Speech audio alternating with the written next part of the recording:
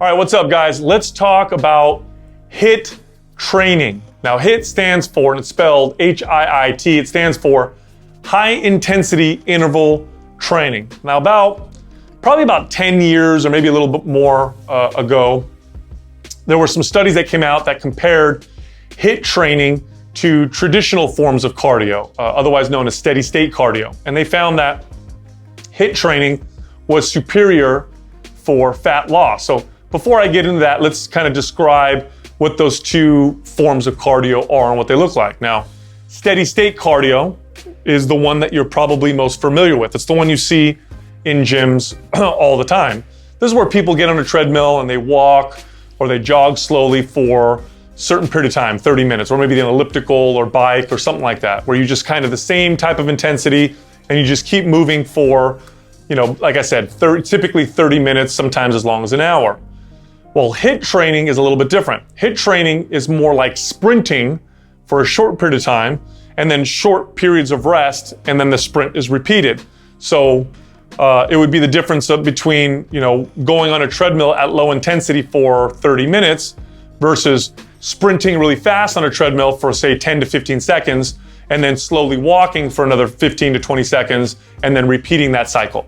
The other big difference between HIIT and steady state cardio is the length of time that we do them. HIIT training is typically short, anywhere between 10 to 15 minutes on average, or at least it should be, whereas steady state cardio tends to be around 30 to 60 minutes. Now, studies showed that the HIIT training burned as much or more body fat than the steady state training. Now, the reason why people love this is because you don't have to do HIIT training for as long, like I described earlier. I mean, how much better would it be for a lot of people to go to the gym and do 10 to 15 minutes of HIIT cardio versus having to get on a machine and park themselves there for 30, 45 minutes or an hour. And when they compare them head to head, you see that HIIT training's as effective, if not more effective. Now, the other part of HIIT training that's really cool is that it seems to minimize or mitigate the adaptation, the metabolic adaptation that occurs with cardio. So let me explain what that means. When you do cardio, when you do lots of cardio, you burn lots of calories. Your body's always aiming to become more efficient with calories. And so what it does is it actually learns to slow its metabolism down or become more efficient so that cardio doesn't burn as many calories, or at least your body doesn't burn as many calories throughout the day. And you'll find over long periods of time, let's say 6 months or a year of doing the same amount of cardio, your total calorie burn starts to go back down to where it was before you did the cardio. So this is called metabolic adaptation, and it can be a massive pain in the ass for people who do lots of cardio and all of a sudden find it stops working for them. Well, HIIT training seems to minimize that, or at least minimize it, or sometimes maybe even eliminate it. And part of the reason for that is the intensity that's involved. Short bursts of intense activity require more muscle strength. Strength requires more muscle typically burns more calories. This is the difference between a sprinter and a long distance runner. That's why sprinters are so muscular and long distance runners tend to be so skinny. And you'll also find that sprinters have a faster basal metabolic rate as a result. So that's all good news. And when that came out, everybody went crazy and started doing HIIT training. Now, there are some problems with how people apply HIIT training that makes it far less effective than it can be.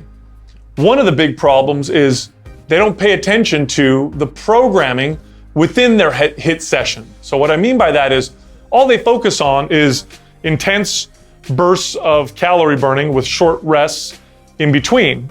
And so it doesn't matter what you do in those short bursts, or at least that's what people think. Like literally, you could stand in one place, do jumping jacks as fast and hard as you can for 15 seconds, slow down and go real slow for 10 or 15 seconds, and then repeat, and now you've done a HIIT session. And technically, this is true. That is HIIT training.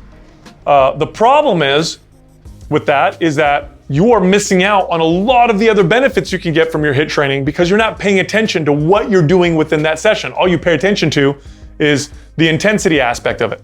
So literally, if I took somebody who did that, jumping jacks, like I said, and I compared them with somebody who let's say, used weights with exercises that were programmed appropriately and properly and put together specifically for that person, well, the person that did the more individualized routine or the person that had good programming is going to get far better results. They're just going to burn more body fat. They might reduce the metabolic adaptation even more, and they may even put on a little bit of muscle. So that's the big mistake number one. Pay no attention to the programming. Huge mistake. Here's a second mistake I see that people make with their HIIT training. They overdo intensity. Because intensity is such a hallmark feature of HIIT training, people think that that's everything that's about HIIT training and they go crazy with it. Now, intensity is a factor to be utilized and manipulated. If you over apply intensity, you will reduce your body's ability to adapt, or at least reduce your body's ability to show signs of fat loss and conditioning. You push it too hard for your body, and this is different for everybody on an individual basis, your body will get fried and you'll stop progressing. I see this especially common among women who want to burn body fat in a short period of time, and all of a sudden they're doing HIIT sessions every single day at super high intensities. They get great results for a few weeks and their body stops responding and they feel like crap. So that's the other big mistake, not knowing how to manipulate intensity appropriately to get your body to continue to progress rather than progress and then plateau or even go downwards in terms of progress. The third mistake that I see is injury. Because HIIT training is so intense, people don't pay any attention to form, function, and mobility, and they just go hard. Nothing will stop your progress in its tracks faster than hurting yourself. And over applying intensity and paying no attention to mobility in a HIIT style routine is a recipe for disaster. Let me explain why.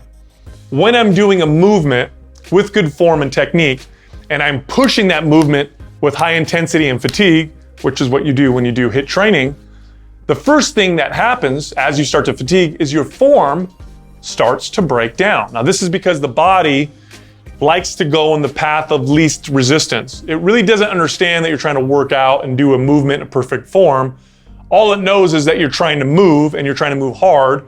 And if muscles fatigue, other muscles will take over and your body's gonna figure out a way to move. And many times that means your form breaks down, you start to create overuse injuries, poor recruitment patterns, and you get hurt.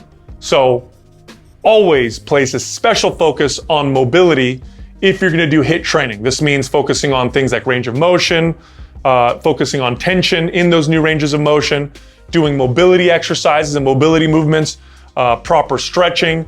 All that stuff will help prevent the risk, or at least lower the risk of injury that comes alongside HIIT style training. Now, if you want more details on how to train properly with high intensity interval training, because it is very effective, we wrote a guide on this and it's totally free and it goes into more detail, costs nothing. If you go to mindpumpfree.com, you can actually download our HIIT training guide for absolute free. And we have other guides on there as well. If you have any friends who are applying HIIT training and you think they need to hear what I'm saying, please share this video with them. Also, subscribe to our channel and click on the little bell at the top so you get notifications every time we post a new video. And finally, if you have any questions, put it in the comments below. I'll visit periodically and try to answer them all for you.